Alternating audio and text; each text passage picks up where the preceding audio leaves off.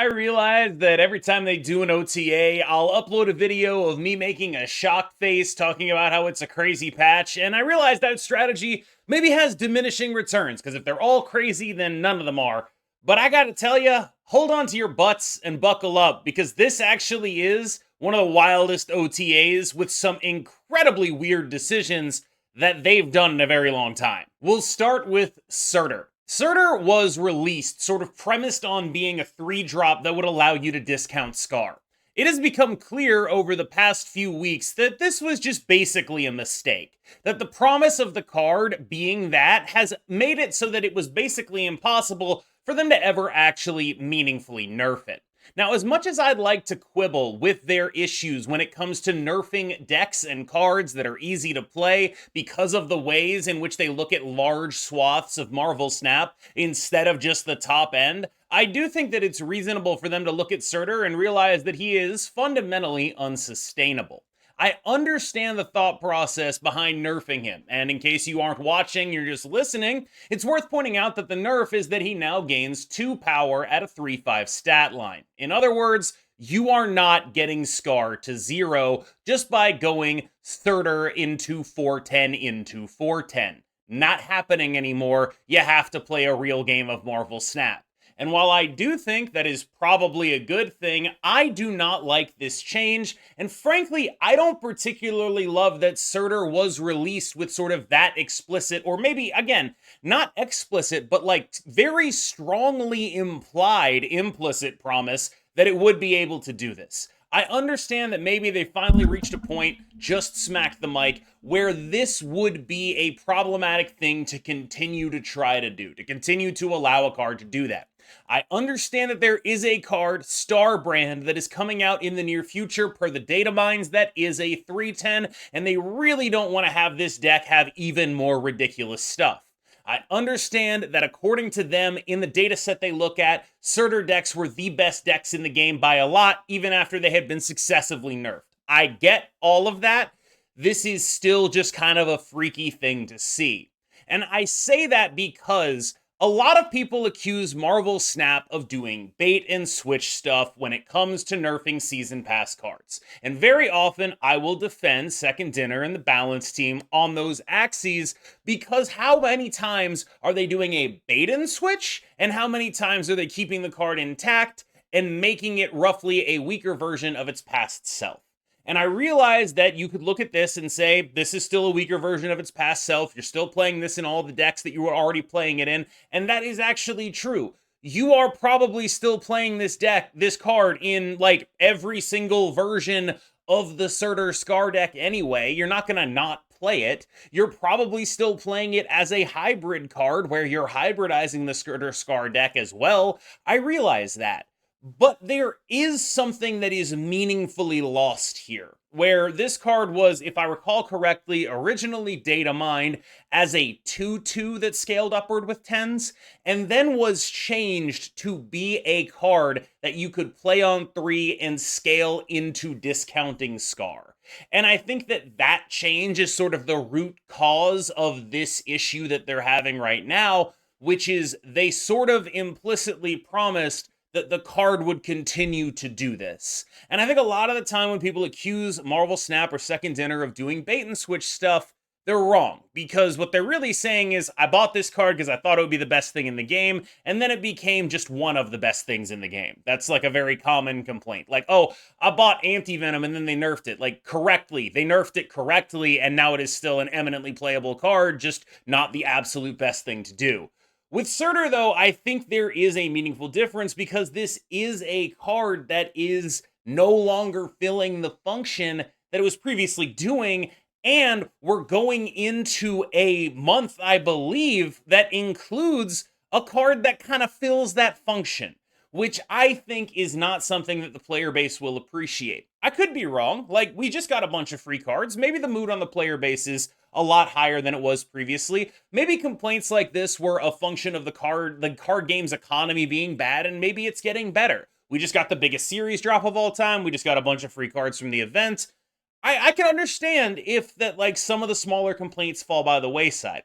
But I think if they pulled something like this in the previous economy, I would be almost 100% sure that a lot of my comments would be about this, would be people being angry about this.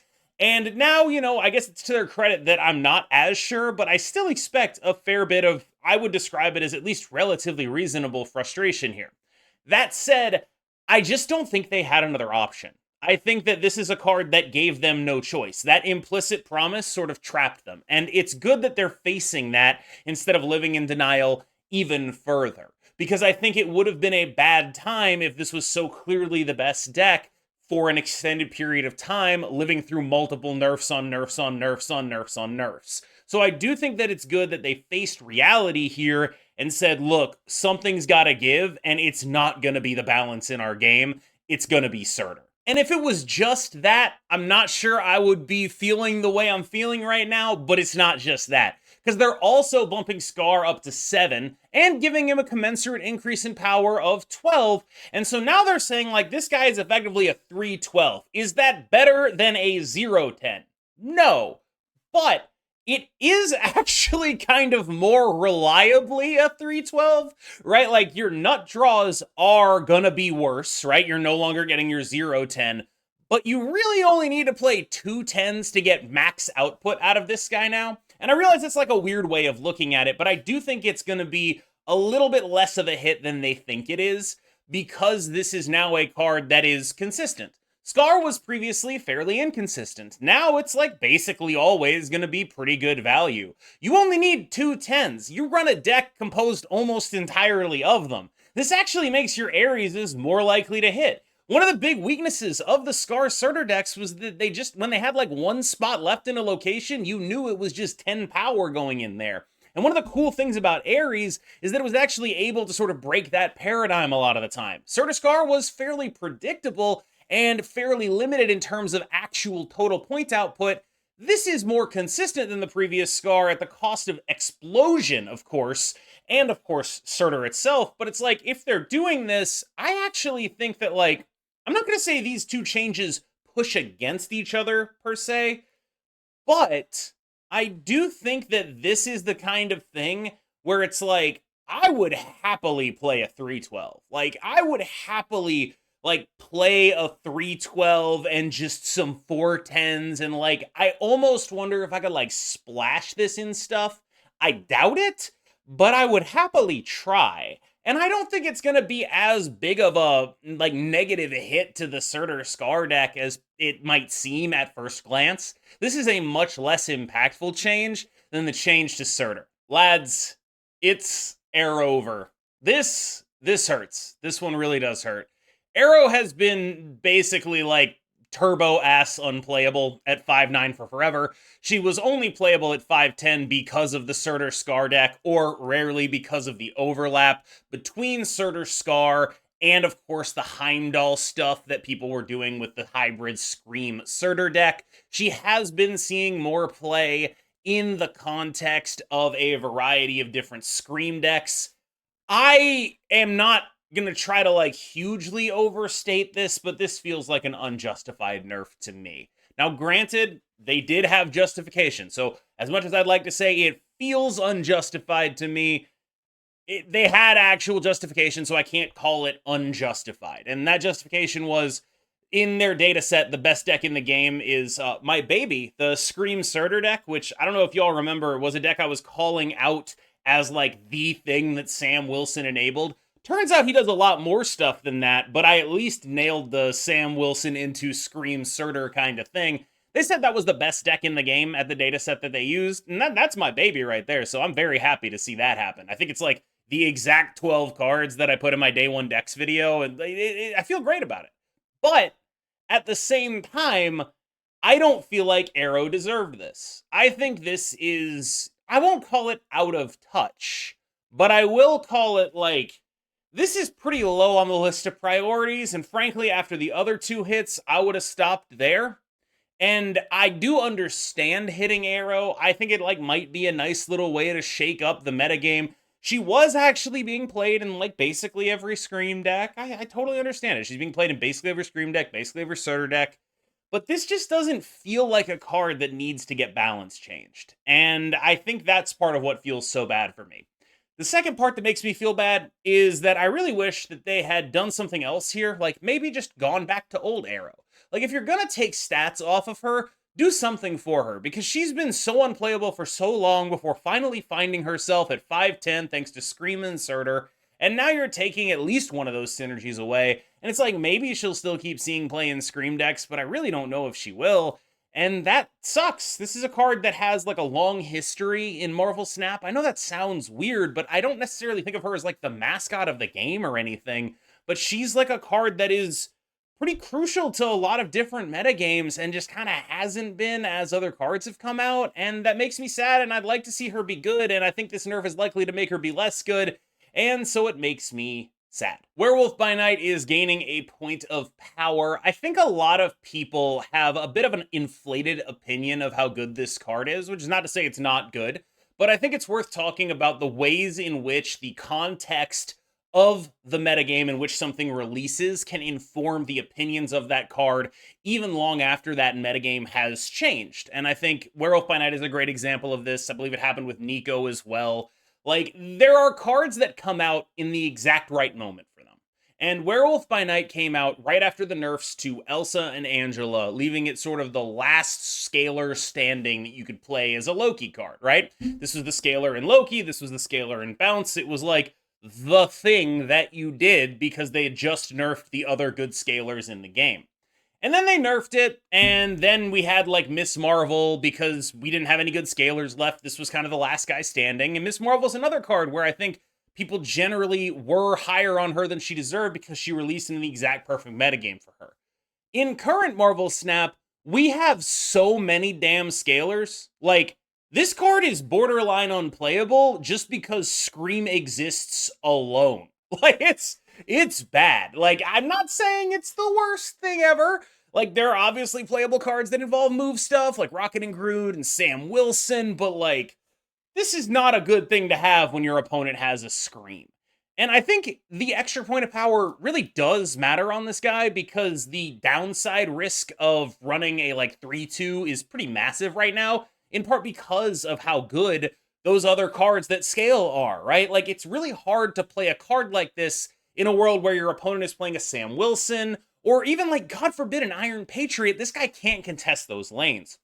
And I think when we talk about, like, viable reasons to nerf Iron Patriot, I'm typically on the side of I don't think he needs a nerf, but the pressure he puts on early game cards to be able to contest his lanes is, I think, a dynamic that long-term might be deleterious to creating different feeling games of Marvel Snap.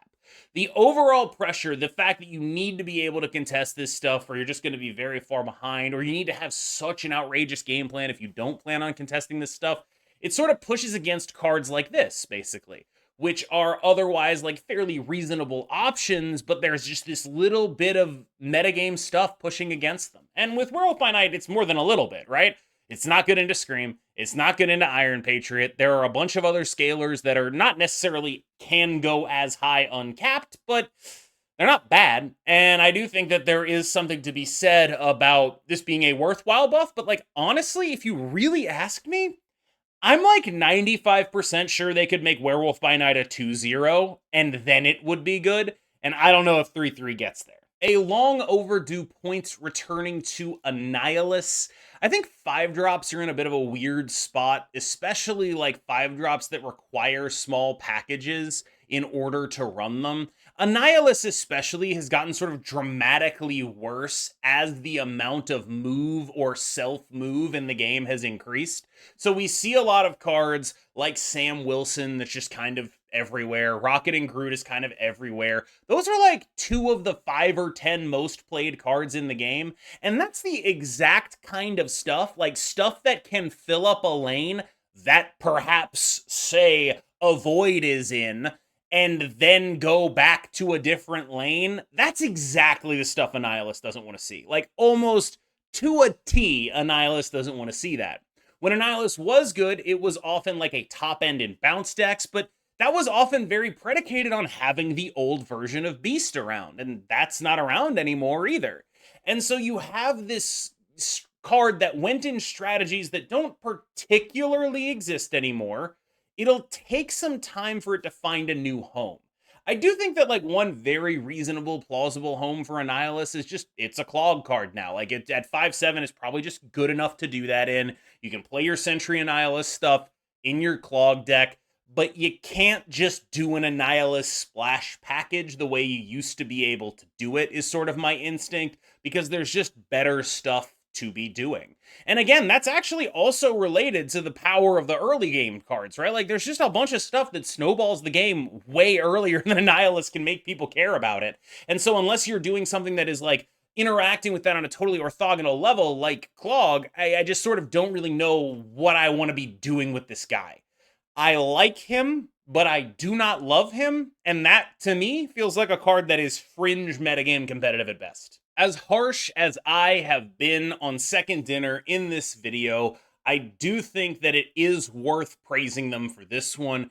White Queen has sucked forever. Making her a 3/4 gives her a new lease on life, and as someone who's been reading through old X-Men comic books, yeah, you know, I like her. She's cool. I'd like to see more of her in my game. I would like to play this cool-ass character in my game. And she has an ability that I think for so long has been frustratingly close to playable. Like, this is a card that keeps getting brought up for buffs because everyone who looks at it is like, you know, that's really not that far off from being actually good. And I think moving her to 3/4 does a couple of things. The first is gives some real massive synergy with the card Isan releasing next week. Woo! That, of course, for those who are unaware, is a card that on, like, it's a 6-drop, but it pulls the strongest card from your opponent. Not the strongest. Jesus. I'm leaving it in.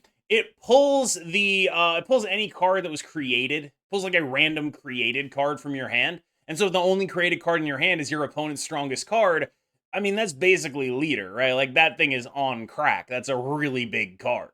And so I think that this is a really unique thing to do. I will warn them that, like, maybe there's some Arishem risk here, but I think costing it at 3 is a really good way to avoid that Arishem risk, because Arishem just hates playing 3s right now. It would basically rather play a 4-on-3 100% of the time. So it just doesn't have a lot of room for stuff like this, which makes me feel better about it, generally speaking. I'm very glad that they're taking a look at her, and my true hope is if she still sucks, maybe they'll 3/5 her, but I'm just glad that she's got a real shot. For the longest time, Lizard was like the budget gaming 2-drop, and this buff to 2/6 I think could go a really long way. I'm intrigued by the way they did this, though. They went to buff him to 2/6 instead of reducing the effect he had, which is really interesting. Like, I don't know what the thought process here is, because Lizard used to go -3, right? It was a 2/5 that would get -3, then it became a 2/5 that would get -4. And instead of going back to -3, which I would describe as like a half step upward, they took the full step upward and were just like 2/6. And that seems crazy to me. This card seems like pretty reasonable. I just talked about the downward pressure that cards like Iron Patriot are applying in the metagame. This is a card that is objectively phenomenal into an Iron Patriot. Like, that is a freaking 2/6. That's crazy. I'm definitely interested to see if Lizard can end up making some waves here. And I strongly suspect that the biggest beneficiary here is, like, now, I think that it was pretty cope to be like, oh, I didn't buy this season pass. I didn't buy Sam Wilson. I didn't buy Iron Patriot. What can I replace it with? The answer is usually nothing. I'm going to be honest with you. I would not be shocked if you could replace those cards in decks where the synergy wasn't important. So, like, not Iron Patriot in your V-Hand deck or whatever, not Sam Wilson in your Craven deck, but in decks where it's just being run as a good card. I wouldn't be surprised if you could replace him with Lizard. I don't think it would be good, but it makes it a much more reasonable budget replacement than there was previously. Previously, they're just absolutely right out, no options for a budget replacement for, like, any of these. This is not a good option, but it is an option. I want to take y'all on a trip down memory lane. When High Evolutionary was first data mined, it was data mined as a 4/7, and the common opinion was, are they on crack? You obviously cannot release this card as a 4/7. Is Second Dinner high? What the hell are they doing? And turns out now, this card can totally be a 4/7, like, are bad. So the context for this is notable, though, because when High Evolutionary released, the cards that High Evolutionary created were the best at their energy cost in the entire game. Cyclops, for example, was like the best 3 high Evo Cyclops because this was a world before Nocturne, before Copycat, before Sage, before Speed, before basically every playable 3-drop. The 1-drop, Misty Knight, again, this is a world before Hydra Bob, before Silver Sable. We didn't have access to those cards. Hulk was like the biggest guy. He actually got nerfed, but he used to have an ongoing ability. And this was a world before Gore and Red Hulk and all of that stuff, right? So a lot of the power of this card was predicated on Misty Knight, Cyclops, and Hulk at the time. And of course, Wasp at 0 and afflicting -2. That was awesome too. Also got nerfed. But since then, High Evo has been almost exclusively played in an Abomination small package list. Like, I know people are going to get mad at me and be like, I still play Infinite High. Stop it. Stop playing that deck. But like, the good version of High Evo is the small package Abomination deck, where you are using it in concert with the Affliction package. And that deck actually does really care about this because it's just a stats deck, and like now you have games where you're like, actually play this card out for 4/7 stats and you won't cry yourself to sleep.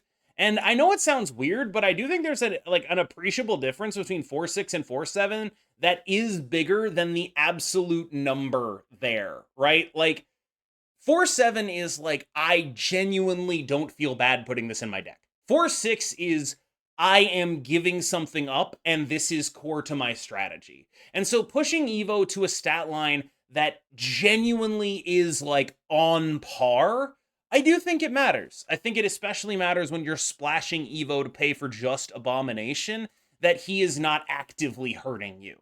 And I think that this is a good change. People always get mad when they do this. Whenever someone like releases a little bit weak and they're like, let's see what we can do about buffing it.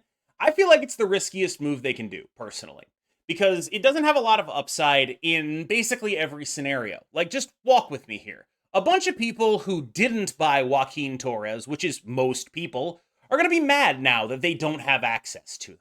If he's not good enough, a bunch of people that did buy him are going to be mad that he's not good enough anyway. And then if he is good enough, it's going to create a bunch of pressure on people to go actually spend tokens on the guy. The only saving grace here is that at least some of the people who like didn't pick him up might be able to get him from that random series 4 and 5 from this event. But again, that's just like kind of a random roll. That's not really a saving grace so much as it's like, well, it's better than nothing. This is a fascinating decision because on top of everything I just talked about, like, this is not a card that they play tested it to. And that's why I talk about the risk here, right? It's not just the risk of like another Hydra Bob situation where everyone was just mad that they had to get him and then they had to nerf him again. And it was just like, okay, what was even the point of that whole exercise? Both Hydra Bob and US Agent are now back at their original stats. And those are the two sort of precedents for doing this, right? And so you have this card where it is overwhelmingly likely to make the community, I think, feel bad, at least in terms of the vocal community, which maybe that's just no point trying to win them. I totally understand that. But it also opens up your testing, I think, to flaws, where if you are the person who is now testing all of these cards, you approved them in a world where 3-1, 3-4 Joaquin existed, and now 2-2 Joaquin exists, and you were like totally unprepared for that. And like, I don't know. They're not very, they don't make a lot of 1-drops. Maybe it doesn't matter. Like, it's not like the world's most impactful thing here. But when you think about what US Agent did and what Hydra Bob did relative to what they would have done had they not been buffed, like, the precedent is this guy's probably going to be pretty decent. And I'm really interested to see what people come up with this guy. And I'm really not looking forward to reading the comments about this guy. Please don't yell at me for the decisions made by the company here. So overall, I feel like I'm justified in putting a shock face on here and being like, wow, this is nuts, because it's nuts. And for the record, nuts does not necessarily imply good. I think there's more good than there is bad in this OTA for what it's worth, but I think it's like closer to a 50-50 than I've thought about any of their previous OTAs. This one to me feels like it could really clunk in terms of community reaction. I will obviously have to wait and see what it actually does to the metagame. And I do think that there's like this weird thing that I've been noticing, which is like, if they, like, I don't want to say they hate Surtur, because it's not like they're out here sitting plotting on Surtur and being like, ooh, how are we going to nerf Surtur next? We need to screw over the Surtur players. But what is happening is that they've created a deck that's very easy to play, and a very easy to play deck is typically the kind of deck that will be overrepresented in their data, because effectively, if a rank 80 player is as good as playing it as I am, then it's basically like me playing against rank 80 players, which the win rate would be pretty high. And so that typically, like, when they create these decks with like massively high skill floors and relatively low skill ceilings, these are like the targets for nerfs, because their win rates end up looking pretty ridiculous in the data because they use a very wide swath of Marvel Snap data rather than just looking at the top end. And I think that that is the correct methodology to have, to be clear. But if you're going to do that, my big question is, I guess it's not even a question, it's like, I guess it is a question. Why do you guys keep making cards for the archetype? Like, there's a card Starbrand in the upcoming month that is like so clearly a Surtur Skaar card. And so what happens if that card is messed up? Like, the lesson here to me is that you shouldn't make these cards that are premised on making the dumb guy deck work, because if the dumb guy deck is good enough, you're just going to nuke them, right? And again, it's the correct thing to do what they did to Skaar here and to Surtur. But I just don't understand, like, if you have this hardline stance on this deck, don't you need to take a step back at some point and be like, we gotta stop making cards for this. Like, we gotta stop. Like, it's not, every time we make a card for this, the deck becomes stupid, and then we have to do something about it. And I don't want to keep doing things about it. And so it's like, I don't know. I just sort of feel like, stop. Like, stop making 10s. Stop making stuff that says 10 on it. Just go find another deck to buff. Like, just make cards for other decks for a while. Like, I like, because the 10s deck is like so prescriptive, right? And the cards have like extremely specific roles, such that if it turns out Starbrand is broken or whatever at the 310, and they're like, we're gonna nerf him to 3-9, everyone's gonna be like, but I got him to play with Skaar, and like, they'll be right. And so it's like, stop. It's almost like, by making cards for these archetypes, it feels like they're soft locking themselves into not being able to nerf them without crossing the bridge that they crossed with Surtur this time. And I don't think that seems super optimal to me. All right, y'all. As always, I've been KMBest. You can't even see my hand there. I've been KMBest. Thank you so much for watching. It's been a pleasure, and I will see you in the next time. Good Lord, what am I going to say next? You've been the phenomenal.